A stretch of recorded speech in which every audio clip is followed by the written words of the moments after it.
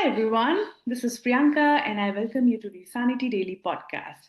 So I'm very excited that this is the very first episode of the series I have been wanting to start for a long time, the Solo Parent Diaries. The aim of the series is just to start conversations around single parenting because I believe there's a lot of stigma and misconceptions around single parenting, and I think there's a need of like more conversations around it. So today, my first guest is an amazing, well accomplished wellness entrepreneur, Minnal Dhingra, based in Zurich. And she is a single parent. And I'm very happy and very thankful that she has agreed to give some time and share her journey with us. So, hi, Minnal. Thank you so much for joining us today. And just in brief, I would like to know something about you and what's how has your journey been, and what are the opinions and challenges you have faced in your single parenting journey? So, if you can just tell us about that. So, hi Priyanka. Thank you so much for having me here. My name is Manal, and I'm the founder of Mammaveda, which is a Swiss wellness startup. It was born from my own lived experience from facing adversity and trying to transform that pain into medicine. And that's how my first signature product, Bliss Brew, was born, which is a blend of spices and herbs that gave me the strength, the focus, the clarity during the darkest time of my life. So basically, entrepreneurship wasn't something that I planned. It was forged through personal upheaval, healing, and the responsibility of raising children while rebuilding my life from ground up. Apart from entrepreneurship, and one of the big reasons why I was so excited to do this podcast with you is because I'm deeply passionate about helping women reclaim this calm, clarity, and vitality, especially during seasons when life feels very overwhelming. And my blend, it basically incorporates ancient wisdom of Ayurveda and it's for modern day living. So it's something that I personally use during this upheaval battle.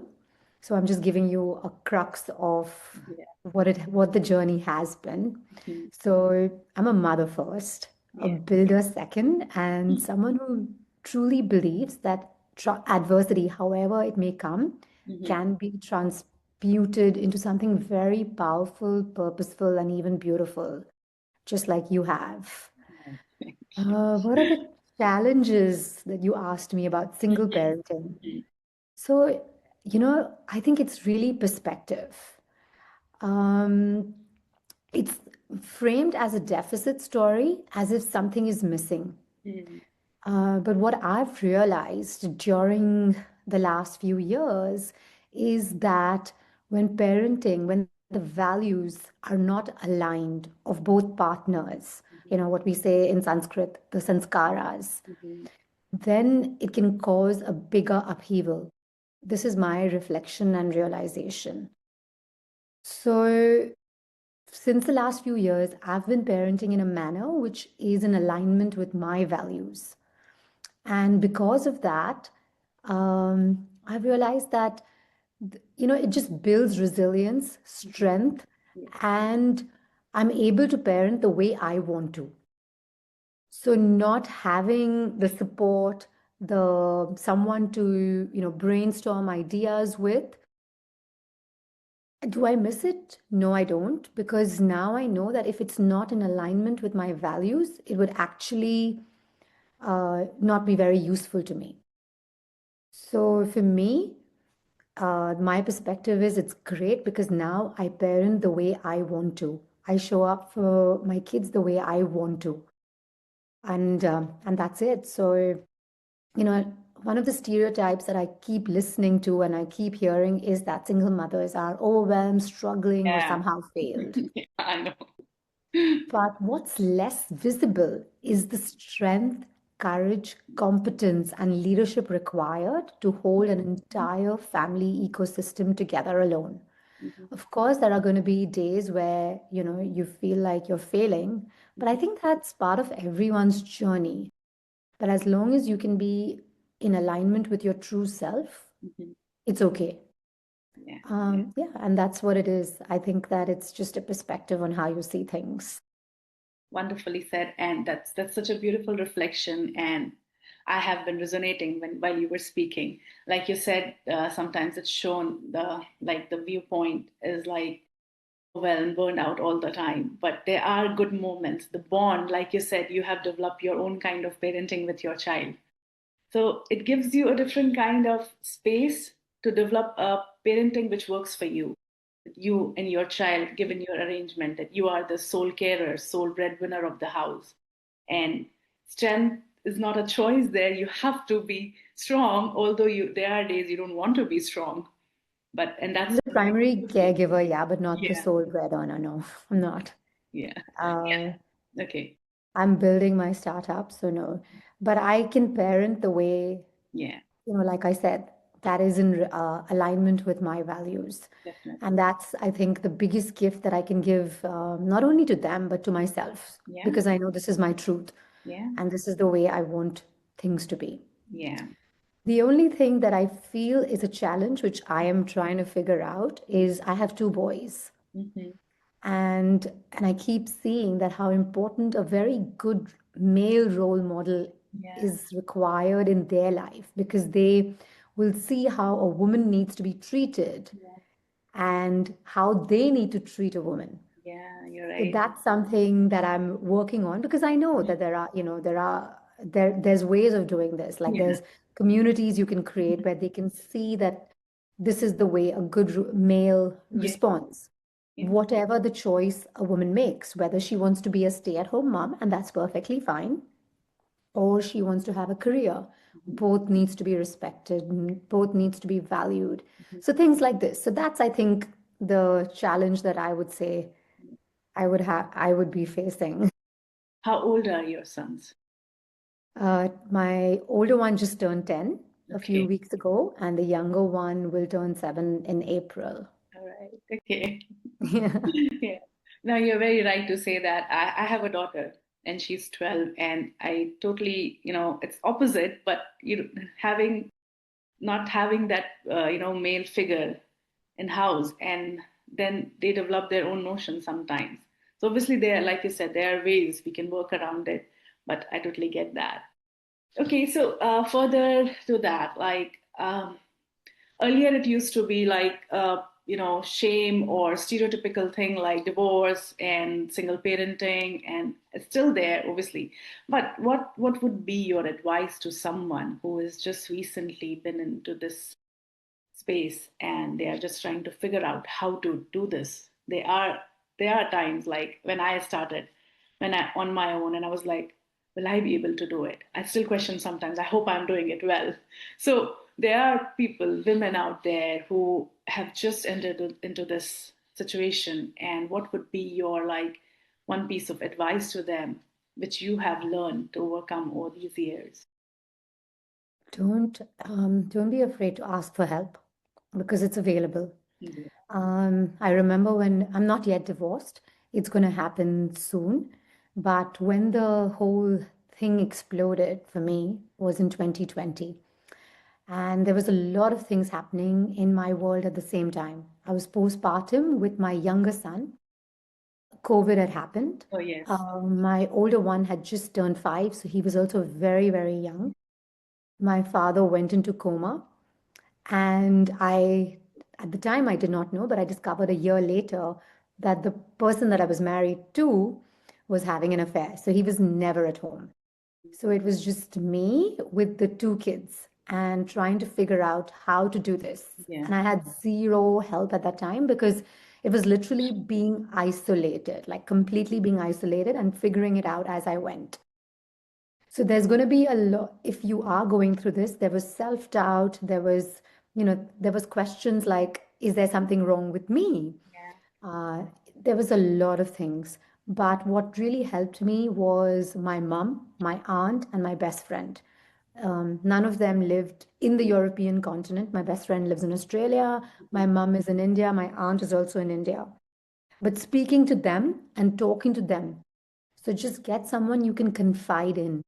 And they really helped me through this extremely devastating time Mhm. where, I had to face emotional abuse, verbal abuse, and there was no one to come and help me through that. And then 6 months in, I lost my father.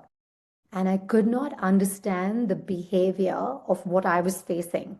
Mhm. And now when I think of it, like I would like no one should tolerate that Yeah. behavior. Yeah. No one should tolerate Yeah. verbal and emotional abuse no matter what. But Yeah. I was so scared because I was unemployed. I Mhm. didn't have any money. Yeah. I didn't know where to go. I was all alone with two small children. So hang in there. Work, like get someone, who you can confide in Mhm. and start healing yourself. There is so much available that you need to do because that will give you clarity and strength. So I went back to, Indian roots. We have yoga, we have meditation, prayers. I did EFT, I did quantum healing, and of course, at the same time, I contacted my Ayurvedic practitioner. I told her what was happening. I knew along with all of this healing, I also needed something to help my body. So that's when the blend was created during that phase. And slowly, slowly, that when I started getting out of it, I started contacting. I made a conscious effort to create a community for me and my kids. I saw how much ever I did not like going out. I did not want to Yeah. see someone. I still made the effort to go out, to start reaching out. There are Facebook groups, there are WhatsApp groups, there are Telegram groups, there are Signal groups. There is so much available around the world where you can find this information, what you're navigating, what you're experiencing. If someone makes you feel like you're crazy Mhm. and there is something wrong with you, there is nothing wrong with you. That you It's okay. We don't have to go into bashing them. That's Yeah. just a reflection on who they are, and that's fine. That's not your journey, that's not your path. What you need to do is heal yourself so you can find the strength to move on. And then if it's going to go down the divorce, the legal route, Mhm. again, do not be afraid. There is so much information. As I said, I was financially completely dependent. I had zero idea where I would live. I didn't know what to do. I was so afraid that my kids and I would be thrown out of the apartment because I was put in those situations where I literally didn't know what was going to happen. There was a lot of stuff that happened during that time, and there was no one, COVID, you Yeah. can't get out of your house. I couldn't even go visit my father in India for his funeral. I had to go a year later because, again, I didn't know how I would pay for that ticket to go. So, but there is communities available, there is help available. Heal yourself so you can have focus. And I know that there is no time when you have two small children, you have no community, you don't have any help, but find even 5 or 7 minutes to do something that just makes you happy, to make you feel normal. For me, it was going to a local coffee shop and just buying a cup of coffee and drinking, and doing something, or just going for a walk by the lake. Yeah. Something, just something small. Do it because that will help you. So the big thing is to slowly, and not don't think that you have to do everything all at once. Mhm. Break it down into small, small, small, small things. There is so much help available, and you will find people who will help you. That's what I've done. I've slowly built, friendships, communities of people who will come and help you. There are a lot of people who will help you out. Just go out there, build that community, find your confidant, people, your family, your closest friends who know you, who really, really know you, so that they can hold your hand through that. For me, like I said, it was my mother, my aunt, and my best friend who were there for me during that time to keep me sane, because I was told things like, I was given a list of 10 things that were wrong with me. And that can be extremely mentally damaging. And I know there are thousands of women who have experienced this Mhm. because, as I said, I am helping women. So, what you asked me is something that I do regularly. In fact, I just received a WhatsApp message just a few hours earlier, Mhm. was exactly like this. She had discovered her husband was having an affair. He had started mistreating her because this kind of personality, it's Yeah. and I share this because so many women are facing this. So, and I'm sure even men, like I'm not going to say Yes. it's Yeah. just limited to women. So this kind of personality, what they do is when they get into a relationship, they love bomb you. Like you are the most important person in the world. And then when they find someone new, which is their new supply, because they're not capable of really having an emotional connection, Mhm. they discard you like you never existed. Yeah.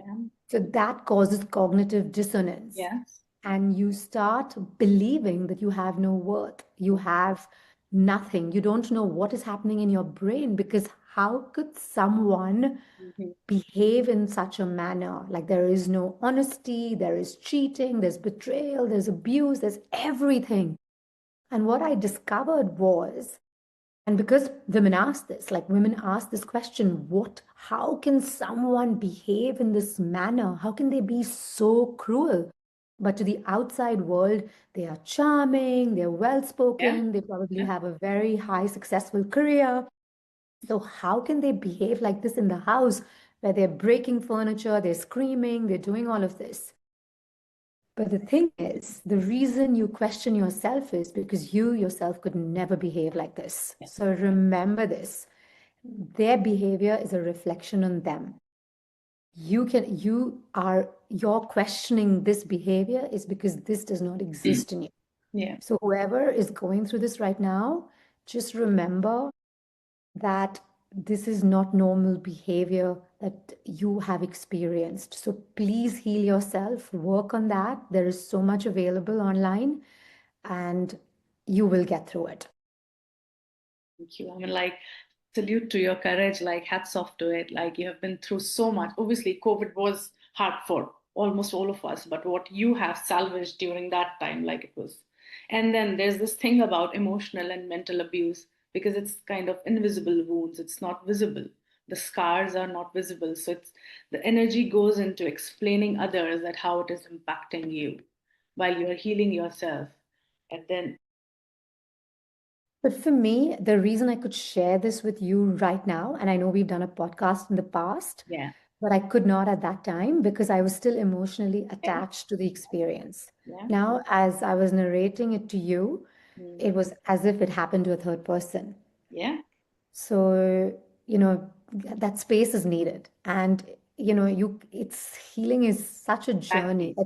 that, It's a and it's journey. 6 years. 6 years. You have been Yeah. on a journey of healing, and it's not easy thing to do, like to No, hold yourself when no no, one it's only for the brave. yes. And you It's have to only be for the full brave. while you are Because you're living. not sedating yourself with alcohol. You're not sedating yourself with going on holidays. You're not sedating yourself with Netflix. You're Yeah. not sedating yourself with, being in the arms of another human being or any of that, right? You're Yeah. Yeah. facing every single emotion. So Emotion. healing is only for the brave. And also taking care of two other humans. Two children. Yeah. Have Yeah. to like Yeah. then you are the role model. You have to be strong Yeah. and positive and loving and charming, caring and everything. Yeah. So it's a lot on one person. So well done. Thank you. Thank you so much for opening up and sharing. And this is the part where I and you have done it so beautifully, like Manal. It's not easy to even after years, although like you said, it becomes a little easier now for me also, but there's a part of we have lived that experience. So it's always little it takes you aback sometimes, but thank you so much for sharing. And this is what people need to hear that it is possible. It takes time. Healing is not like there's no like short one way mantra. You just do it and you'll be fine. And sometimes it's non-linear. You'll have days when you'll go down, but you will surely come up. And Yeah. you've Yeah. put in like years of work into it, like overall holistic work, like wellness and so much of personal growth evolving. So there's a lot of work you have been doing on yourself. And it's daily, honestly, it's daily. It's not something Daily, that yeah. It's it's a daily. daily thing. It's not optional. It's like we have to get up and I'm gonna do it. It's like my daily coffee. Yes. I And I need to follow do your it. journey and I'm the witness to your journey from past 20 Thank you. years. So Thank you. I know, and I love what you do, the community you have built around women and things you do. So it's really inspiring. Thank you very much. Thank you for sharing your beautiful journey. And is there anything you would want to say? Just don't give up. Yeah. Don't give up. Like if you saw me 6 years ago, I thought my life was over. Hmm. Yeah, I was a mess. I thought this was it. Like this was my soulmate. I thought I would never get over him. Yes. Absolutely. Nothing, right? Like, and now I'm just like, the healed version of you, Yeah. without any disrespect or any of that, Yeah. will find what you fell in love with will disgust you now. Yeah. Yeah. So Yeah. yeah, so whoever's going through it, just hang in there, heal. Yeah. Heal like your life depends on it. Depends on it. And there Definitely. is no shame Mm. in not being financially independent. Yeah. And that's a very big one because Yeah. unfortunately, I see so many women not standing up for their rights, Mhm. especially if their former partners are in a position where they can support it. Mhm. And this is Yeah. your right. Yeah. Please stand up. Yeah. Because I've seen so many women, unfortunately, on the street Mm. because they were emotionally and verbally abused, that they could not stand up for their Yeah. Yeah. rights. And they just wanted to get done with the Get done. abuse. And I hear this again and again because Mhm. I faced it. I faced it like nonstop. Yeah. Even post legal separation, there was so much abuse. But you heal and then you find the courage and then you do it again. So please, please do not, like, that's my biggest thing. Please do not say, I just want to get done with this. I don't care. No. No, you need it because that will help you to heal so that you can take care of yourself and then take care of your kids. So please do it. I hope you all are listening. Thank you. Thank you so much, Manal. Thank you for taking time and sharing everything with us, which is so valuable and insightful. And I have been thinking a lot what all you have been saying. It has given me a lot to reflect on. So I'm sure whoever listens to this episode will find it really helpful. Thank you very much. Pleasure.